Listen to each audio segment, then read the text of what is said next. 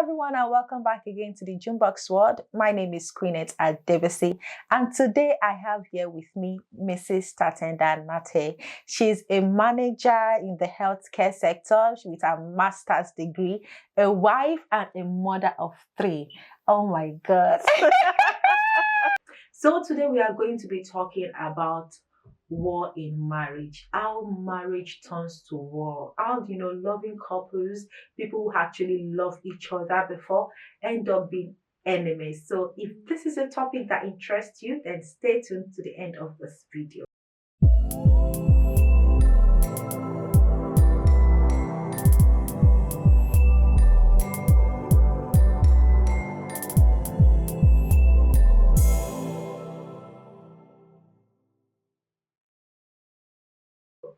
So how are you?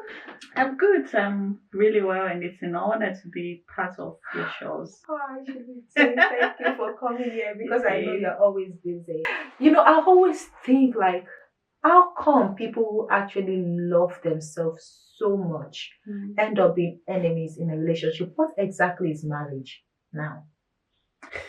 Marriage is a big word, and a lot of people define it in different terms. Yeah. But to me, marriage is something that was created by God. Because when you do the wedding, when you exchange the vows, it's you, your partner, and God in between. Oh, I love that word. You, your partner, and God. Just that three. Just the three. Just like the Holy Spirit, the Father, and the Son. And the Son. Wow. Wow. That's like a perfect example, like perfect definition. Yeah, I love that. I love that. But then what goes wrong? Because what God created is perfect. So how come a marriage that is, so amazing, perfect from the beginning, then later just goes down? Exactly. Yeah.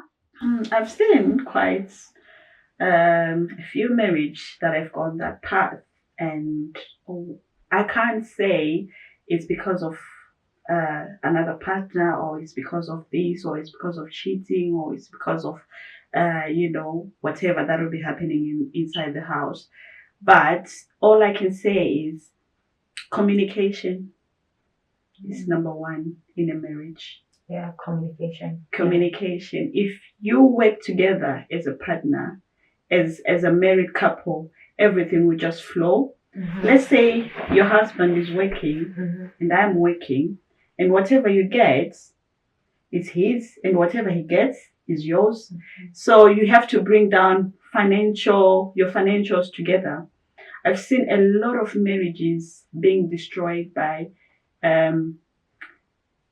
that particular word, finances, because maybe one has got a higher job than the other, or maybe one is not willing to step up. And I agree with you, because finance is a very, very big issue now in marriage. As much as it doesn't look like a big deal, it is actually a big deal. But does it really actually matter who is bringing the most income, to be honest? It doesn't matter. What matters is, are you communicating with, are you putting your finances together and work together? Maybe we are Africans, we live in the diaspora, we've got parents back home, we've got businesses, we've got projects that we want to do, and most of them do have like that, like us Africans.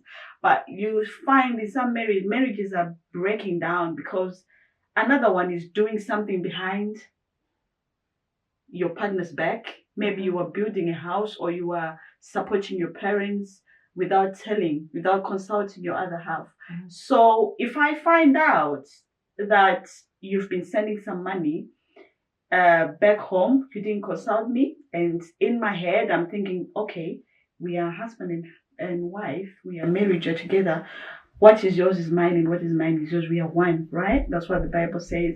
We are supposed to come together, talk about it. You consult me. Okay, what do you think about this, baby? I'm thinking about this.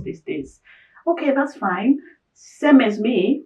Oh, honey, I was thinking we could do this month. We could send mom some money to do that kind of thing. But if I go behind his back and send my mom money and he doesn't know, or I go behind his back and send his mom money, it doesn't matter whose mom it is, it doesn't matter whose relative it is, but the point is, work together. because a lot of marriages, people are doing, the other one is doing his own thing, the other one is doing his own thing. And sometimes when that is brought up or when that explodes, so the other partner, you hear him or her say, "Oh, I mentioned it." And there will be an argument. "No, you didn't." "Oh, I mentioned it in passing." But no, this is not passing. This is marriage. We're supposed to talk together about it, come together, do things together. I think that's the most important thing when it comes to marriage. Do things together. So do you think couples should have like a joint account? It's not about having a joint account. Okay. Some do have joint account, but it's all about communication and finding that common ground between the two of you, trusting each other. Because once you do something out of marriage, how am I going to trust you? I've heard stories. Recently, I've seen a post online about a man who was complaining that I can't believe that my wife has been lying to me about the salary that she gets. She was, that man was, I don't know.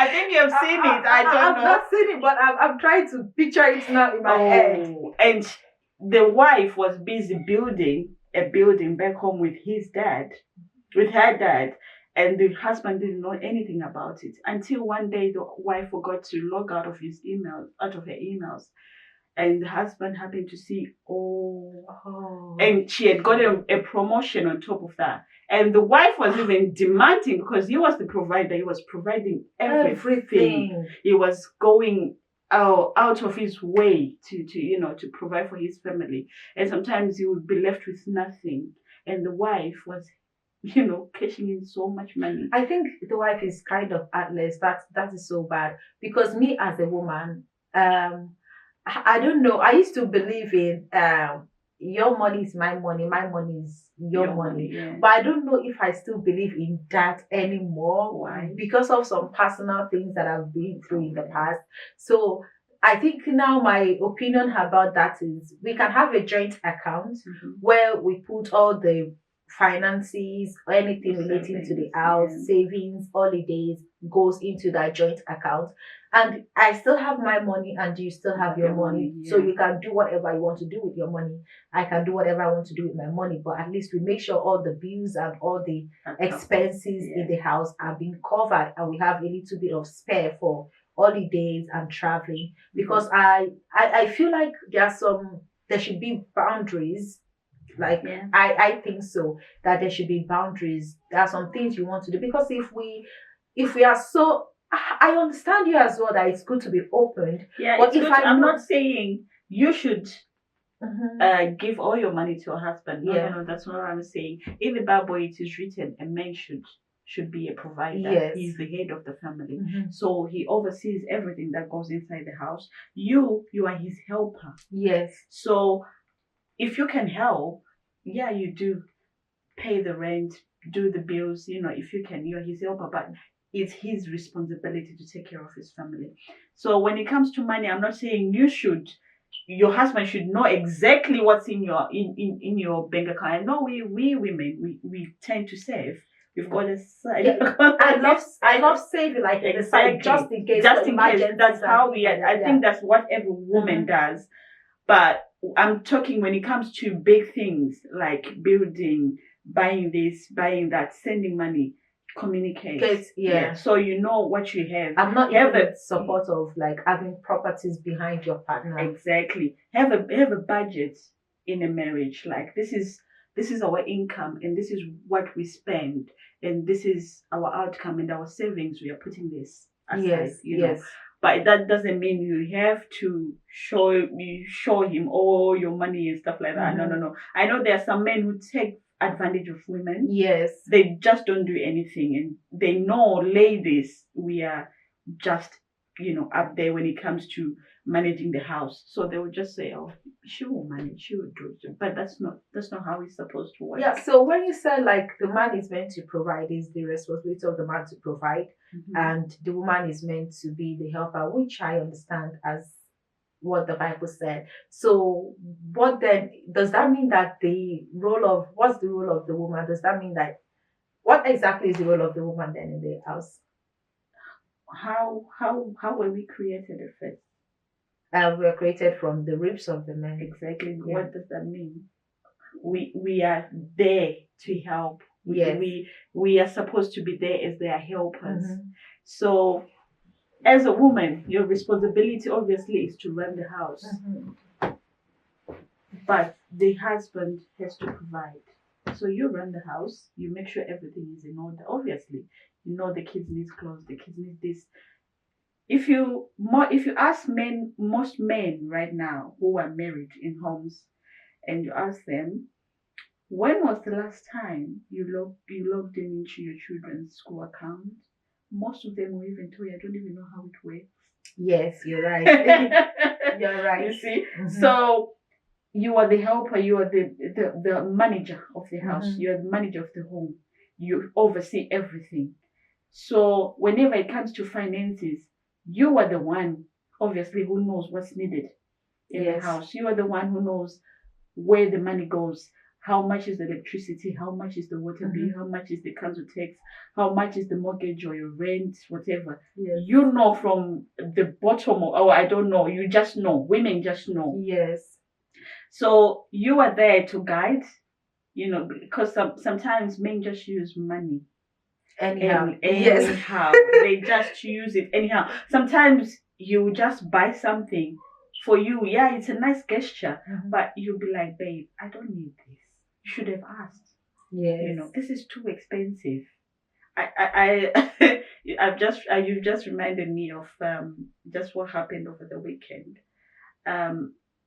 We had come back from my son's football Friday late, and my husband was like, "Oh, we can just do takeaway." I said, "No, man, it's expensive. By the time you're going to spend about 30, 50 pounds, I'll just make burgers." And I went and bought some burgers for less than £5. And that was our meal, you see? So you were there as a woman to manage, Yes. to put everything in place. So that is our role in the house. So do you not think that the role of tidying up, doing the chores, like relies on solely on the woman, or both? Both. Men needs to help. Men needs to help in the house. It's not all about. That's where I'm going. Like, am I the only one that is thinking like that? Because I'm always like, yes, if a woman is supporting the man, like making sure all the bills and everything is paid, then there shouldn't be nothing wrong in the man supporting the woman in the house as well when it requires, especially when it comes to the chores and things like that. No. That's the way I used to see it. Because come to think of it, if the man is living by himself, he's definitely going to do his laundry, he's going to do his dishes, he's going to do everything, and he's still going to pay his bills. Exactly. So if we are now together, that doesn't stop him from still assisting me in that aspect. That doesn't mean it's going to be solely his responsibility. No, it is still my responsibility as a woman. Yes. But at least he should assist because we are both staying in the house, and likewise me, I would assist him as well with the bills. I think that is fair enough. That is actually, but do you think love is enough in a relationship? Is love enough to sustain a marriage? I would say yes, no. Yes, no. I don't know what to think of that. Yes, no. Okay. Yes, no. Let's go with it. Because there's that element of support. They also need our support. Yes. Yeah. Let's not get that. Let's get that right. They also need our support, just as we need their support in the house. Sometimes we as women, as mothers, we are so tired at the end of the day. Everything just takes a toll on us. The kids from morning to dawn. It's like a 24-hour job. I am telling you. And maybe you are working on top of that. So that support really comes. And I think that's, if you've got a husband, a partner that supports you, that helps you, that's enough. And that's more than love. As a partner, a husband who understands, you know what? Just take a seat. Put your feet up. I'll do the dishes. Yes. I'll do the cooking today. Yes. I'll do the laundry. I'll take care of the kids. Go and have a nap. So what are the things you think a lady should look out for when trying to select their partner? I think in every relationship, when you're courting before you get married, because people don't just fly. Oh, I've met you. I like you. Can we get married? No, No, it yes, doesn't happen that's like true. that. You get to know each other. You go for dates. You go, and there are things that you can see that can tell you that's a good man, and there's some red flags you can see that can tell you, if I go into a marriage with this person, I'll be in trouble. I think we ladies, we used to ignore the red flags. I would not say ignore, we used to have it at the back of our mind that it's going to change, change when we get married. Never changes its spouse. No. That's true. Yeah, some do change, but if the red flags keeps coming, that's a no. To me, I would think that's a no. So what do you think about families that are always interfering in marriages? Like third parties in marriage? Marriage is between two people, so where are the others coming from? You see, it's about two people. So where are the others coming from? Exactly. So sometimes it's really difficult, especially we Africans, because when you get married, some say you are married to the whole family. Yes, but that support comes in again. If you've got a supportive partner or a supportive husband or a supportive wife that stands by you no matter what, or because sometimes you get into difficulties with family, you get into things, or maybe sometimes you're not even needed by the family. They don't like you, they don't love you. But if you've got your person who's like, I love this woman, I love this man, and I'm gonna stand by her no matter what, love will always win. But one thing I used to say is the moment a man and a woman gets married to each other, then they have family. Yes, the family they've both had before now becomes an extended family. Yes. The family they are both building together, like their own children, now becomes their main family. Yes. But I've seen cases whereby some men would literally choose their extended family above their own family that they are actually building. Yeah, I think it's about how they were brought up, maybe. Like what really happened, why because sometimes you would see there are men who would rather support his extended family and don't do anything in the house, or maybe they feel like they've got the responsibility, or maybe they've got that, or maybe they've got siblings and they are the oldest and they feel like they are the father figures for that family. Yes. So it's different reasons why it happens like that. Or some, they just feel like, oh, this will be my family no matter what, Yes. because I am a stranger. I'm coming from another family, but he's been with these people before we met, ever since he was born. So some carry that responsibility of, I am part of the family and I need to help. But I believe the family that you've started now, the woman you're married to, the man you are married to, is now your family first. That comes first when the word family comes. This question has been ringing in my brain, like, why does people invite third party into their marriage? Because I don't know. So I think sometimes it's good for couples to iron their issues out before going out, because if you go out, then you are guaranteed everyone is going to know your story. Yes. Everyone have got their own opinions about you guys. Everyone gives different advices, but try to keep it in-house. Try to sort your things out.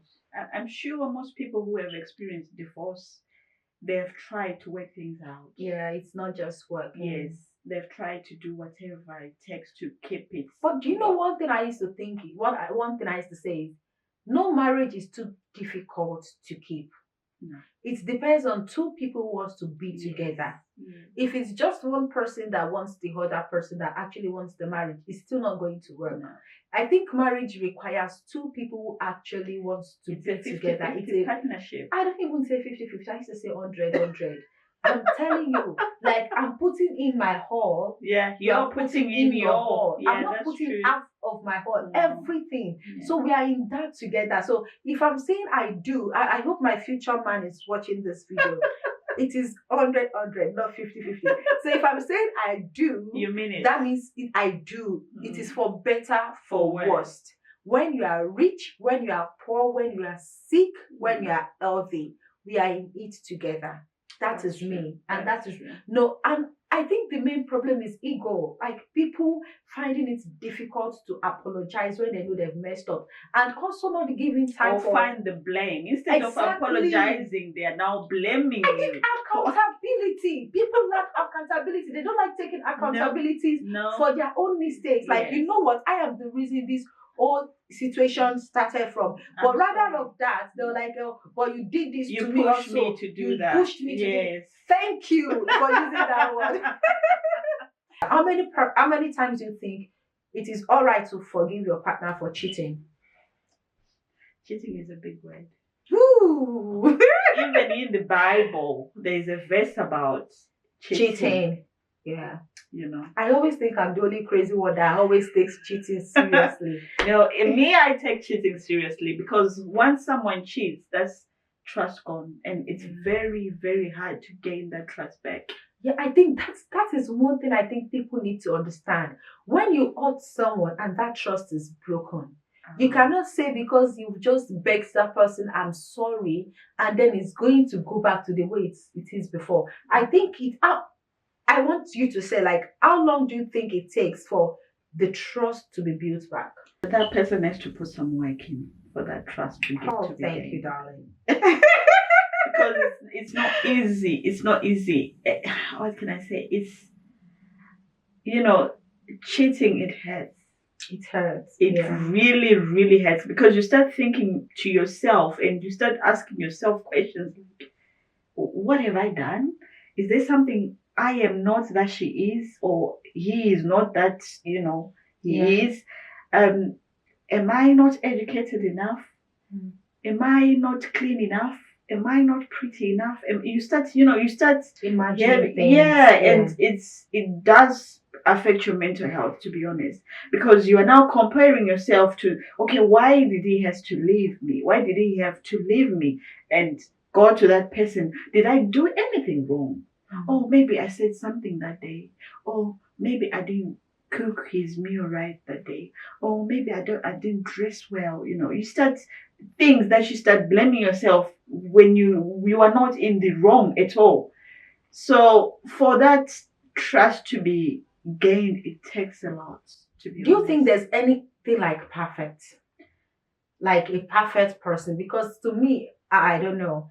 Like, is it possible to get the perfect, the Mr. Perfect or the Mrs. Perfect? There are men who are so good out there. There are men who've got eyes for their wives and family only. They are there. But in character-wise, they are there. Like, they will be perfect, like with nothing lacking. They are there, but they're just like this percentage. Because I used to say to my fellow females, like, I don't think there's Mr. Perfect or Mr. There is. Perfect. You know why you were saying that? Yeah. Maybe because of your past experience. No, it's not even because of that. Because how is it possible for one person to have it all, to be perfect? It's not possible. I think you can have someone who is 80%. No one is good. perfect, right? Yeah. But they are good people. I'm not saying they are not good people. You want perfect. I'm talking about perfect. That's what I'm saying. Because I've seen ladies that are always like, oh, I'm looking for the right man. I'm looking for the Mr. Perfect. No, there's no perfect man. Perfect. Exactly. No, but good. There's good. Exactly. I believe that you can have someone that has 80% that can click that, like check that 80% of what you want in a man, but would not have the 100%. You will still have 20% missing, because even you as a lady, you are not 100%. Let's be honest with each other. No, you know what? Sometimes you might be ticking you might be ticking your whatever thing you are expecting from a man. Or maybe whilst you are dating, obviously, whilst you are dating, the person will show you the very good side of them. Of course, Get into the proper marriage where you see each other 24/7. There's no hiding. There's no what. I don't know. I don't really know. But they are good people. To be perfect. I know they are good people, but that word perfect, I don't think so. Like, what? I would just leave that for the. What is a perfect man to you? I think a perfect man to me is a man who is God fearing, who is, who is God fearing, who is nice, who knows how to treat me right nice, like because who is romantic, who is sexually active and knows where to eat it and how to eat it, and who can cook and who is more patient and understand because I'm stubborn. So the man has to be patient. We cannot have two stubborn people in a relationship. It will never So one work. person has to be cool headed, the other then I'm stubborn, so it has to be cool headed. But I'm calm as well. And I want someone who will put in the same energy and effort as me. I know he's going to have some bad sides. I'm not expecting him to be perfect, but at least he needs to check all this. I love gifts. I love giving my man gifts. Which is not bad. That is my love language. So any man that's going to be with me, my future man, you need to know this now. I love gifts so much. I love surprises. I love to be taken care of. I love to be pampered. I love things like that. Every woman wants. Exactly. Needs, anyway. And because I love that, I would do it for my man. I would willingly do it for my man. I'm not one of those ladies that expect only men to be giving. I will literally call my man and tell my man, like, baby, get dressed. I'm taking you out today. I will do it and I'll pay the bills. Oh, wow. I've booked an holiday for my ex before for his birthday as a surprise. Like, you know what, baby, your birthday, book it off from work. I'm taking you away. And I booked, like, it was a surprise. I booked holiday for him, all paid off by me. That is the kind of person I am. I'll put in my home, but I expect the same thing. Yeah. I expect the same energy. So if I'm buying you gifts, going out, because I love good things. That is me. I love my man looking sexy. So if I see a guy wearing an outfit outside that I'm really attracted to, rather than focusing on that guy, I will get that particular thing and buy it for my man. I want him to wear it so I can look he can look attracted to me. I will do those things because those are my love language. Just like I'm doing it to you, I expect the same in return. That is the kind of man I want, the kind of... Oh, wow, you're high maintenance. You can say that again, like, yeah, I'm high maintenance. And I don't see it as high maintenance. I see it like, it makes me, imagine me staying home all day, I'm stressed up with the kids, and my man just coming, it doesn't matter with that gift. And, throughout that day, I'll be like, so this man was actually thinking about me. Yeah. He was thinking about me. That alone will make me love you more. I think things like that create memories. Yeah. It creates good memories, and those are the kind of memories that would help us to overcome any challenges that come our way in our marriage. So imagine a man that is not, I have no memories of things like that with. It is easy to get carried away by another man that is giving out those things. Let's be honest. They'll say, oh, you're materialistic. Material things are good. Who doesn't want material things? Everybody wants material things now. Tricky things. Because they are men who are not that romantic, who are not out there when it comes to, being romantic, buying flowers, buying chocolates, or some little hugs, some little cheeks whilst you're in the kitchen. There are men who are just like, you're my wife anyway, so... they are. And then they get angry when their wife leaves them for somebody else who is more romantic. And one thing I used to say is, there are some certain things you will learn. We learn every day. Marriage is like an institution where you would never graduate from. No certificate, like you would be there. So, like seriously. So if you are willing to spend the rest of your life with that person, try and understand your partner's love language. If that is our love language, like I said, then do it. You have to learn how to do it. And what if you it shouldn't be one-sided thing. Some ladies will say their own love language is good sex. Just give them good sex. That's it. Some lady will say their love language is money. If a lady's love language is money, then you should know that kind of a woman. If she meets someone that is richer than you, she will go.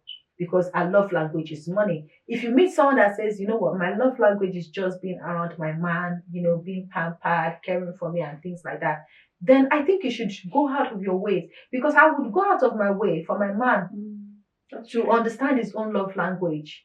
Don't just treat me like you feel like, oh yeah, that is the way you know how to show love. Because to be honest, I'm even still thinking like, is there actually real, still true love? I know, but it's very rare to find. I've not found one, but yeah, I'm still open. You will very soon. And Amen. There is true love. There is, marriage is not about all being serious and stuff. Just be goofy around each other. Exactly. I want to be naughty. Exactly. I want to be naughty around my man. Like exactly. My future husband. As long as you are all of this to me, don't worry. Don't worry. You're okay. You're covered. So what's your definition like of leading? If they say a man is a leader and a woman is like has to be submissive, what would you define that as? Man, a leader, yeah. They should lead the house. Like they should be the protector of the family, of the wife, the kids. They should lead by example, like doing good, providing, the needs of the family, being there for the family. That's what I believe in. Working hard. My husband works hard, and I applaud him for that. He's a very hard worker. I can see because before she used to be really skinny before. But look at her now, look at all the cheek. No, I can see. My own definition that I used to give lead, like being the head of the family, is set an example. Exactly. Because if you look at the Bible, just like it says, I'm a Christian, it says Christ, just like Jesus is the head of the church, the man should lead. And if you look at Jesus and his disciples, he washed their feet. He said, I'm doing this so that you can do it to one another. He didn't just sit down there and say, wash my feet. He set an example. So as a man, if you are leading the home, that means anything you are doing is what the people behind you will do. So whatever you're doing, that means you are telling your wife and you are telling your children that what I'm doing is good. Do it. So if you pick up a gun and you are shooting, that means you are telling your wife that it is okay to shoot. It is okay to take a gun and kill people. Because I've seen so many men abusing that word. Like they're just like, oh, I'm the leader, I'm the head of the family. Why can't you just say anything? You're not supposed to say anything. No, it doesn't. In fact, I believe that the head of the family has more responsibilities because that means you are setting an example for them. So the way you talk to your wife is the way your wife will talk to you because you are showing example to your wife on how she's meant to approach you by the way you are approaching her. With your words. And those are the same thing that the children will pick up. Exactly. Like, okay, this is the way I should talk to my spouse when I grow up, or this is the way my spouse needs to talk to me when I grow up. So if you are also the kind of man that drinks or that smokes, that means you are telling your wife and your children that it is okay to drink and smoke because you are the leader. You are setting an example. So that is my own It's not just so men believe that, oh, at least I'm providing for the family, I'm doing my own part. It is not just about money. It is about the way you are behaving, your character, the way you speak, the way you react, the way you protect the family, the way you support them, the way you defend them in public, in the midst of people. It's just like holding that family together. So I don't know. That is my own definition of leading. Because if Christ could have easily said that, go and do this, come and wash my feet, come and do this, come and do that. But he's doing it, then telling them, you've seen that I have done it. It is safe for you to do it as well. So go ahead and do it. That doesn't mean that the leader will not make mistake because we are human, we are not Christ. But if you make mistakes, that's where accountability comes in. That, you know what, I've tried this thing. Probably maybe you cheat or you lavish the family's money or what else can I say? You disrespect or you were overwhelmed by something and you did something that you made a mistake. It's when accountability comes in that, you know what, I am sorry I did this. It is not right, but I would not do it again. So I think people need to start taking more accountability in relationship. Exactly. So if you know that you've done this thing, it's not right, it is wrong. And it makes everything easier. It makes it easy, exactly. And then not do it again. It's different from you saying, I'm a man, and so what? Or I've done it, I cannot change, that is who I am, and things like that. It's done. Or it's done, it's done. Exactly. Or acting like I'm gonna wait for her to say something, or I'm gonna wait for him to say something. No. I see that thing like I see it like disrespect, like you're not respecting that person, like being nonchalant about the situation. You don't have to wait. When I wrong you, I know I've wronged you. I don't have to wait for you to say it that you know you've wronged me before I come to you. That is when there's difference between just apologizing. When I have to come to you and then you are saying I'm sorry, I feel like you're saying I'm sorry because I told you. Yeah. You feel like, you know what, let me just say it to shut her up. But when you come to me, even without me saying anything, that I know I have wronged you, what I did that moment, or the way I spoke to you and things like was wrong, and I'm sorry. That way, I would accept the apology because I know it was sincere. That's true. From you, from your mind, from your heart. You didn't actually mean it, compared to having to wait for that person to tell you that, oh, you did this or you did that. That's the way I see it. But I think men of this generation, I wouldn't even say from this generation, even from the way back, especially African, they believe that, oh, I'm the leader means if they tell you to sit down, you just have to sit down without questioning their authority or questioning that, why do you want me to sit down? Even Jesus' disciples asked questions. They asked him questions that, why do we have to do this? Why do we have to do that? Why? And he gave them explanation. He explained to them and he showed them by example. But you see, these men we have in our generation, they don't want to do that. They just want that title of leadership. Like, yeah, I'm a leader. They see it as a title of authority, title of oppression, or, you know, taking control of over everything. That is my own definition. So if you are telling me that you're a crazy woman, that means you are telling me it is okay for me to call you a crazy man. That is the way I see it. Yeah, that's really true. That's the way I say it, because that is like the example you are showing me. But if you easily come back to me immediately before I call you a crazy man, telling me that I called you a crazy woman, but I'm really sorry, that is wrong to do. I shouldn't have said that. It was just in the heat of the moment and blah, blah, blah. Then it will stick to my brain that, okay, my leader made a mistake here. It's not what is meant to happen. Then I'll put that in my writing. Okay, don't ever call him a crazy man.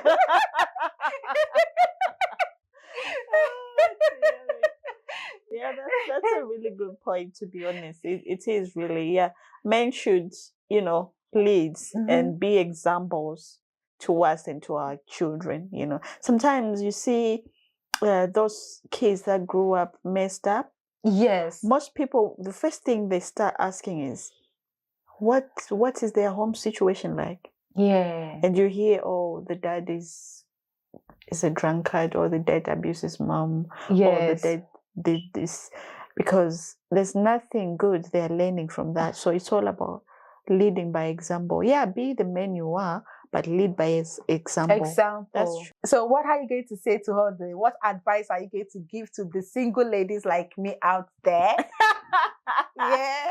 Like you, high maintenance one. No, single ladies, just be weary of the person you are dating. Okay. Just know, you know. Sometimes there's this saying that says, when you see the person, there's something that tells you he's the one. Oh, no, I don't believe in love at first sight.